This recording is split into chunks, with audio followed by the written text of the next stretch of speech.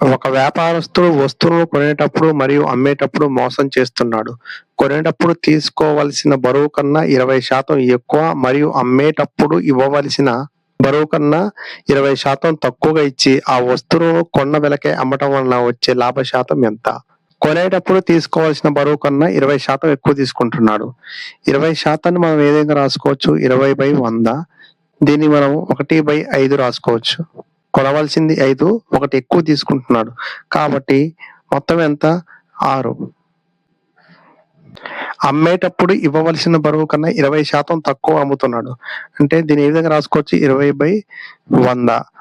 20/100ని ఏ విధంగా రాసుకోవచ్చు? 1/5. ఇవ్వవలసింది కస్టమర్‌కి 5 భాగాలు. కానీ ఒక భాగాన్ని తగ్గించిస్తున్నాడు. కాబట్టి ఎంత?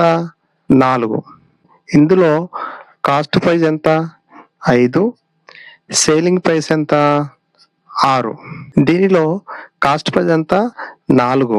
ఇందులో సేలింగ్ ప్రైస్ ఎంత? 5. ఈ 5కి ఈ 5 క్యాన్సిల్ అవుతుంది. 2 మూళ్ళ 2 రెండ్ల 4. 2, 3. ఇందులో డిఫరెన్స్ ఎంత? +1. 1 ఇక్కడ కాస్ట్ ప్రైస్ ఎంత? 2 × 100. 2 ఒకట్లు 2, 50లు 100.